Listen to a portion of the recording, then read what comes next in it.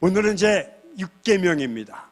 살인하지 말라라는 6계명은 간음하지 말라라는 7계명과 도둑질하지 말라라는 8계명과 더불어서 아주 간단하게 언급한 계명이지만 참으로 깊은 뜻을 담고 있습니다. 그렇습니다. 인간의 생명은 매우 소중하고 고귀합니다. 인간은 하나님의 형상의 모양대로 지음을 받은 존재입니다. 그리고 인간 생명의 주인은 인간 내 자신도 아니고 또 내 부모도 아닌 다른 그 누구도 아닌 오직 하나님 한 분뿐입니다. 그렇습니다. 실로 하나님께서 모든 인간을 당신의 형상을 따라 창조하셨기 때문에 모든 인간의 생명은 다 하나님의 것입니다. 그 생명이 태어나고 멸하는 생명권이 하나님만 가지고 계셔서 따라서 인간은 어느 누구도 타인의 생명을 해할 자격이 전혀 없습니다. 만약 이를 무시하고 살인의 범죄를 저지르게 되면 그 사람은 하나님의 권위에 대해서 정면으로 도전하는 격이 됩니다. 그리고 그의 죄는 실로 클 수밖에 없습니다. 따라서 이 시대에 제6계명의 중요성은 아무리 강조해도 지나칠 것이 없습니다. 성경을 보시면 제5계명부터 제10계명까지는 모두 인간 보호와 관련된 계명들입니다. 풀어서 보면 5계명은 부모를 보호해야 됩니다. 6계명은 인간을 보호해야 됩니다. 7계명은 가정을 보호해야 됩니다. 8계명은 재산을 보호해야 되고 9계명은 명예를 보호해야 되고 10계명은 마음을 보호하라는 계명인 것입니다. 하나님은 이러한 심각한 현실을 너무나 잘 아시기에 생명경시의 현상을 경계하고 계십니다. 그래서 오늘 13절에 짧게 살인하지 말라라고 명령하신 것입니다. 그럼 살인이 무엇입니까? 살인은 여러분도 알다시피 다른 사람의 목숨을 빼앗는 것입니다. 이런 살인은 생각만으로도 끔찍한 말입니다. 아니, 성경에 기록하지 않아도 사람은 살인을 쉽게 생각하는 자는 거의 없습니다. 밥 먹듯이 사회가 그런다면 그 사회가 존재할 수 있겠습니까? 그렇다면 성경에서 말하는 살인은 누구를 죽이지 말라는 것입니까? 나를 죽이려는 대적들을 우리는 어떻게 해야 합니까? 이들이 나의 목숨을 노리는 대적자들이요 원수들입니다. 나를 죽이는 대적자들로부터 나를 지키기 위해서 상대를 죽여야만 하는 상황에 있을 때 우리는 어찌해야 합니까? 이런 경우도 그냥 앉아서 죽임을 당해야만 합니까? 만약 이들을 죽인다면 그것도 그러면은 살인입니까? 따라서 살인의 범위는 어디까지입니까? 살인하지 말라는 진짜 이유는 또한 무엇일까? 성경에 살인하지 말라, 이는 절대로 서로 살인해서는 안 된다는 명령입니다. 하나님은 최초의 살인자 가인을 사람들이 살인하지 않도록 허락하지 않았다는 것.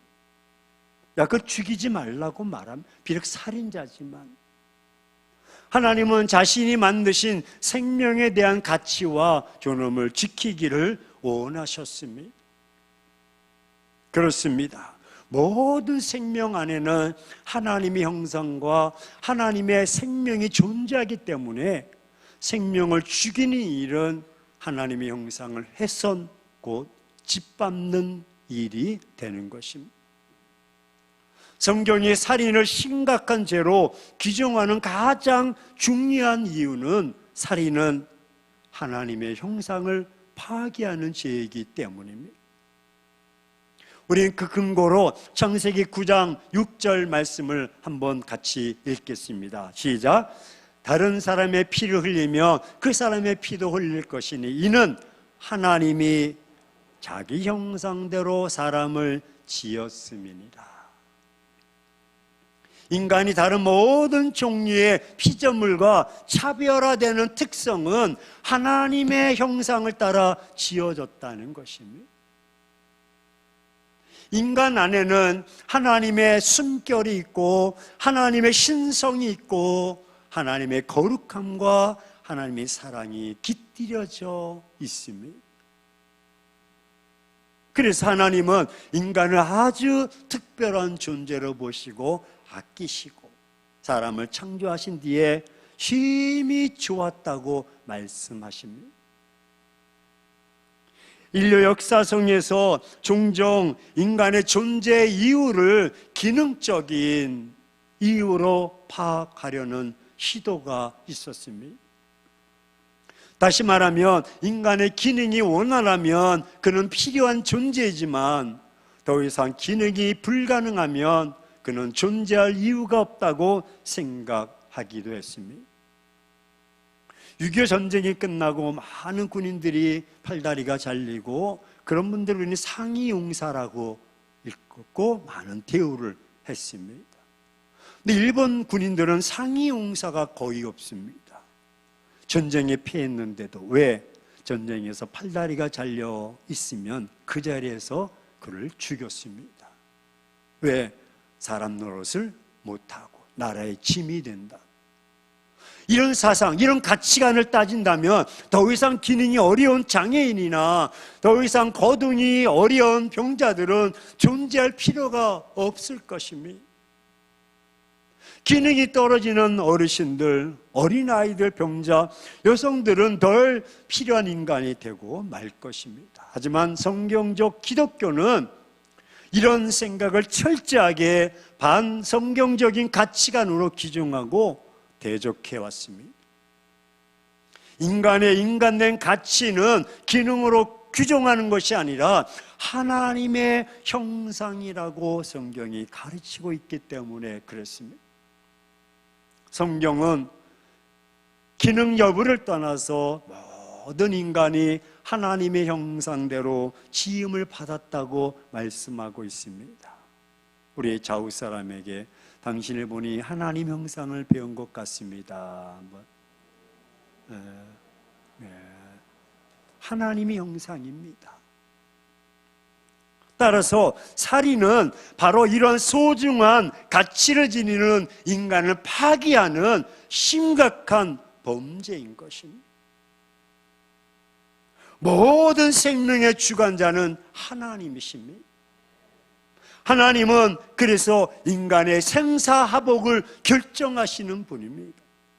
태어나고 죽고 늙고 다 하나님이 하시고, 그러므로 하나님의 결정이 없이 생명을 빼앗는 일은 범죄입니다. 이 일은 하나님의 권위와 질서에 도전하는 일입니다. 그러므로 어떠한 일이 있어도 하나님은 어떤 경우에도 고의적인 살인 행위를 적극적으로 반대하십니다. 살인하지 말라는 말 안에는 살인자에 대한 형벌도 포함되어 있습니다. 그럼 여러분, 살인으로 간주할 수 없는 것들은 또 무엇일까? 살아가다 보면 사람을 죽였는데도 살인으로 간주할 수 없는 것들이 몇 가지가 있습니다. 먼저는 국법입니다. 나라가 정한 법에 의해서 사형을 집행할 때에 집행하는 간수는 살인자라고 말하지 않습니다. 만약에 그 사람이 살인자라면 그건 말이 되겠습니까? 죄를 범한 자 사형에 처할 때에 처하는 집행자는 살인자라고 말하지 않습니다. 또한 전쟁이 위해서 내 가정을 지키고 나라와 민족을 지키기 위해서 적군과 싸워서 적군의 생명을 해할 경우에도 살인자라고 강조하지 않습니다. 정당 방위가 되는 것입니다. 하지만 전쟁이라는 명목으로 러시아가 우크라이나를 삼키기 위해서 전쟁을 일으킨 것이나 일본이 과거에 한국을 삼키기 위해서 전쟁을 일으키는 그런 행위는 바로 살인 행위가 되지만 그거를 지키기 위해서 대항하는 것은 정당 방위가 되는 것입니다.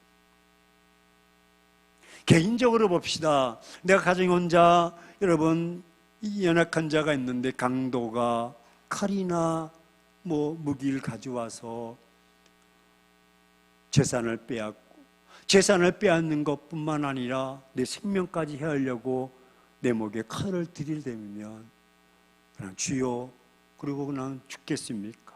도망을 가든지 주변에 어떤 것들을 들고 대항을 하든지 어찌 하다 보니까는 그 사람이 넘어져서 내 어떤 것에 걸려 그 사람이 죽게 되었다든지 등등 이럴 경우에는 정당방위가 되는 것입니다.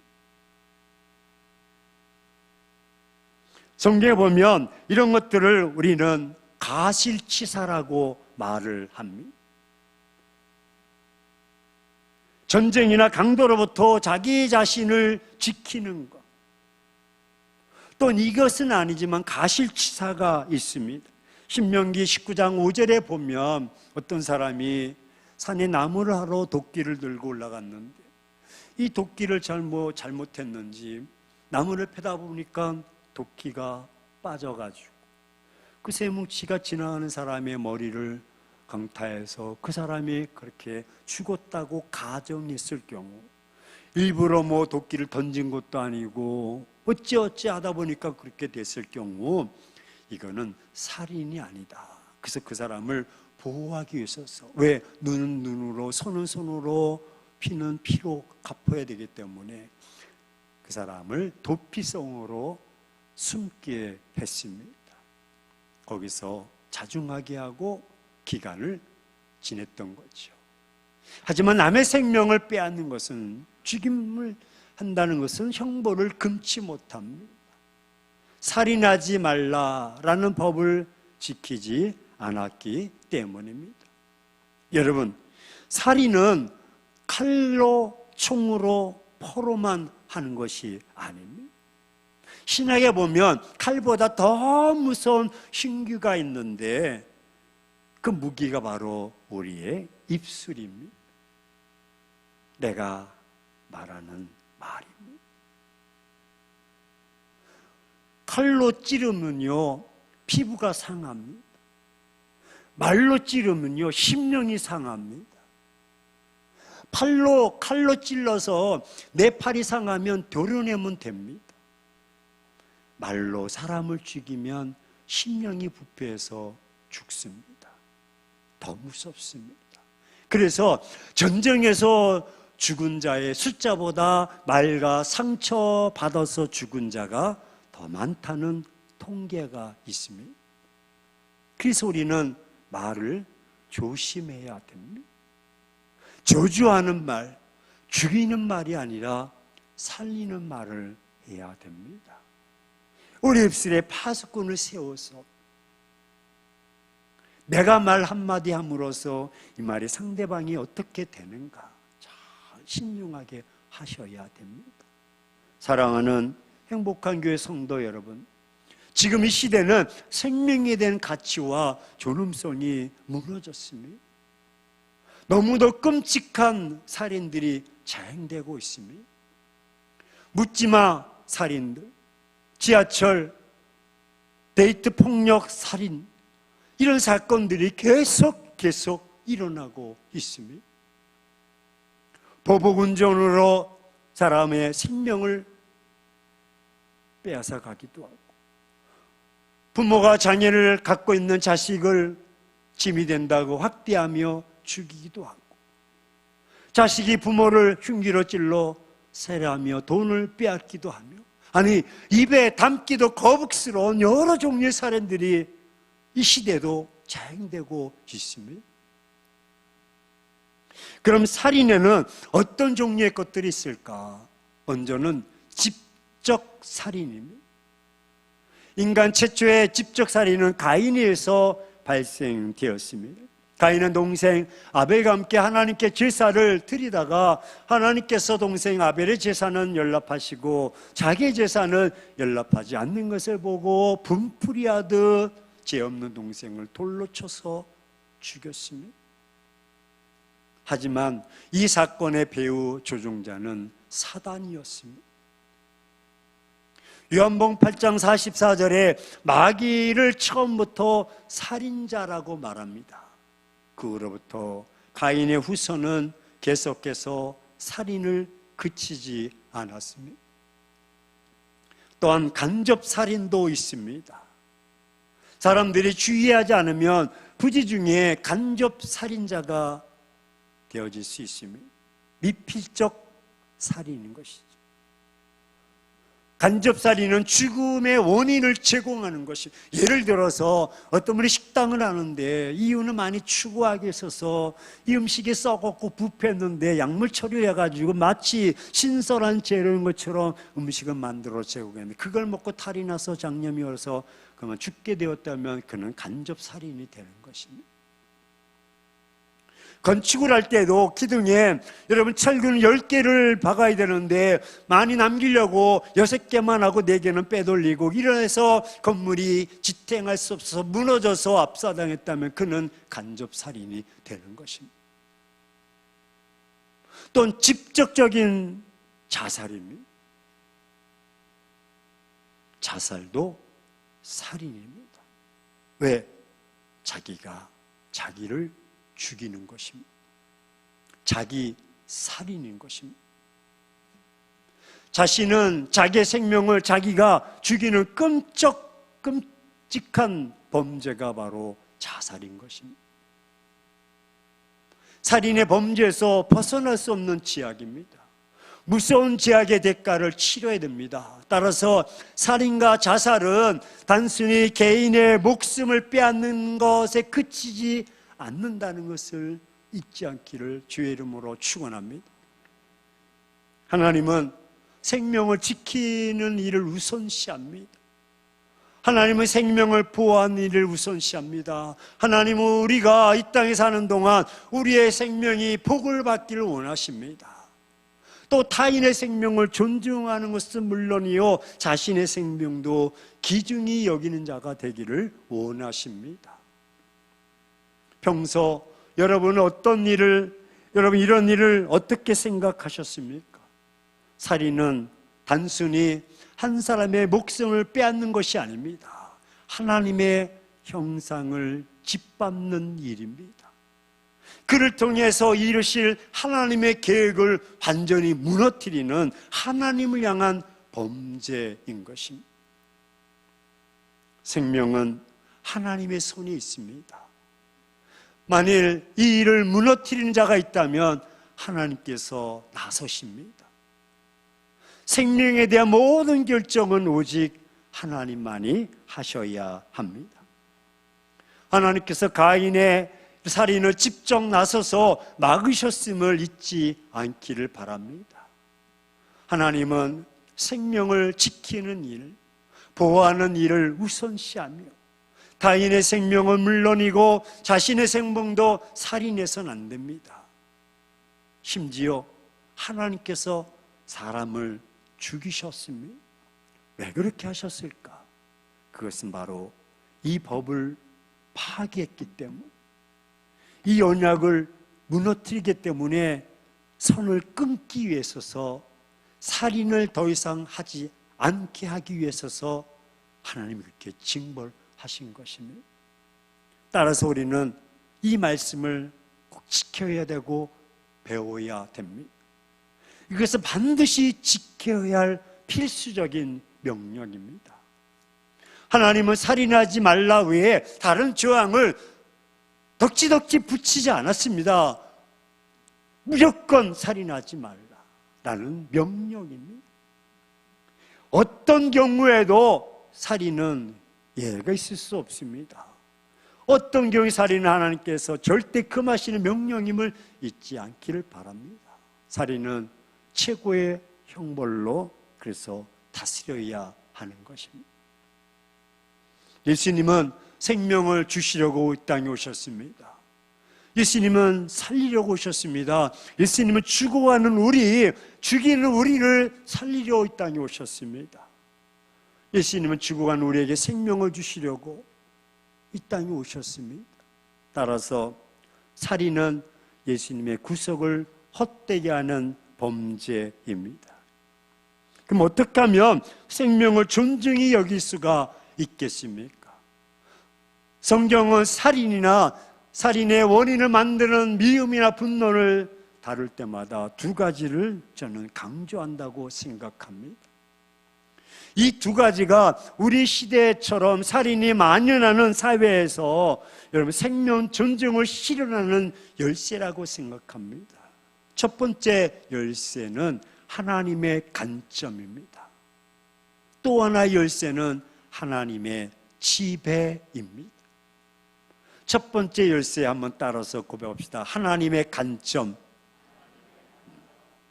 하나님의 관점으로 인간을 바라보는 것입니다. 말씀드렸듯이 생물학적인 관점이 아닌 늙었다 젊었다 장애인이다 비장애인 이런 것이 아니라 하나님의 관점으로 태아를 바라보고 어린아이를 바라보고 다 성장하는 것입니다. 하나님께서 그 생명을 잉태하신 것이라며 그 태아와도 어린아이도 어린도 다 소중하게 보호해야 할 생명이 아닙니까? 원수 같은 인간이라도 원수라고 생각하기 전에 하나님의 관점으로 그를 바라보십시오. 우리 자국 사람에게 다시 한번 인사합시다. 하나님의 형상입니다. 비록 속으로 이 웬수같이 그런 마음이 들었다 할지라도 우리는 시각을 좀 바꿔야 돼요. 하나님이요. 그도 나와 마찬가지로 여전히 하나님의 형상을 따라 지음받은 인간이 아닙니까? 저도 솔직하게 목회를 하면서 인간의 분노를 다룰 때 비책을 세웠습니다. 목회자이지만 피와 살을 가진 생각을 가진 인간이기에 어떨 때는 사람에 대한 분노가 일어날 때도 있습니다. 힘들어할 때도 있습니다. 그럴 때마다 아유 저 왼수 언제 죽나? 저 왼수는 언제 떠나나? 그렇게 생각할 수가 있을 것입니다. 생각을 바꾸어서 그도 하나님의 형상이다.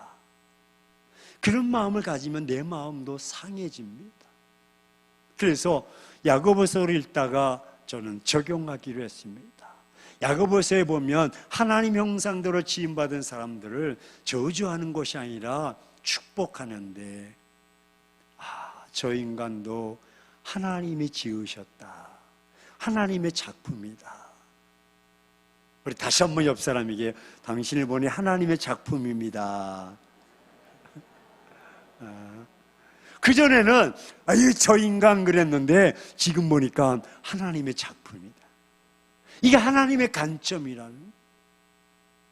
그전에는 막 죽이고 싶도록 미웠는데 하나님의 형상이요 하나님 관점으로 보면 하나님 만드신 인간이다.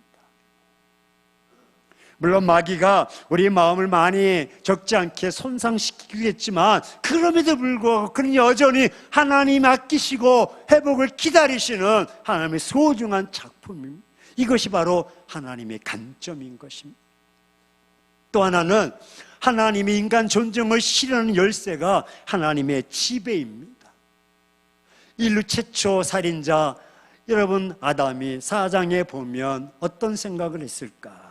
아담이 아니라 가인이 살인하게 된 동기가 요한일서 3장 12절에 가인같이 되지 말라. 그는 악한 자에게 속하여서 그 아우를 죽였다.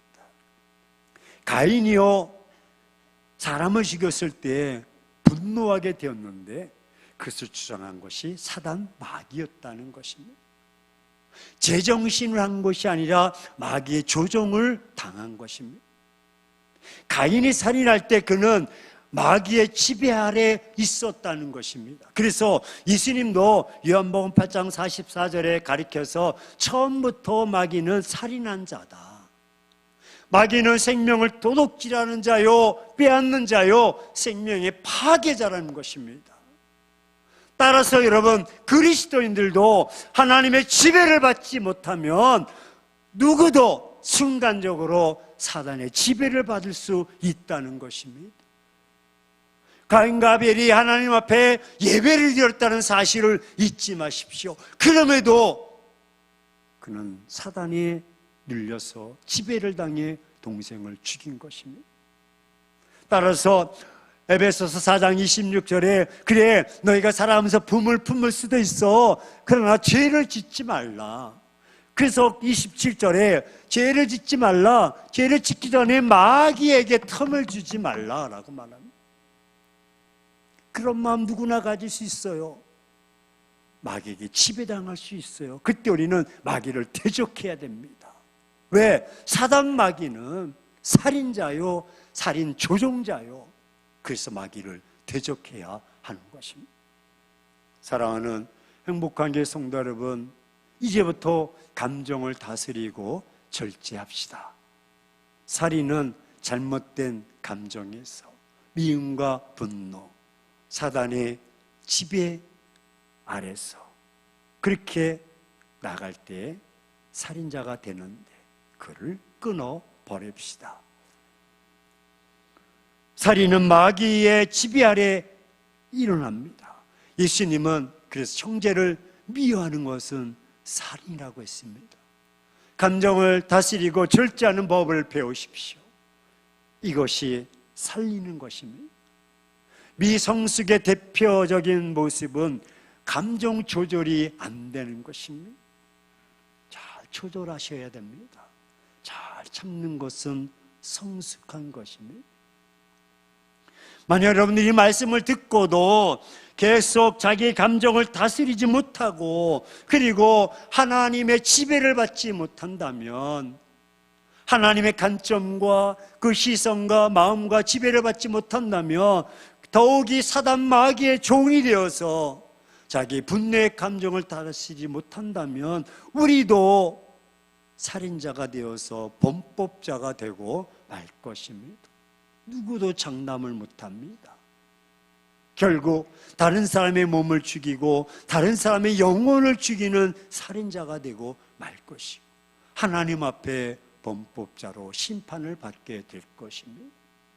하지만 여러분들이 말씀을 듣고 지금부터 적극적으로 여러분 하나님의 관점으로 사람을 바라보고, 저도 하나님 형상이다, 하나님의 지배를 받으면서 마귀의 대적을 다 물리치고 오히려 그를 향해서 존중히 여기고 인격적으로 대하며 하나님을 대하듯이 사랑으로 대하며 살아간다면 여러분은 용서의 기쁨을 체험하게 될 것입니다. 분노는 성령 충만의 절천지 온수입니다.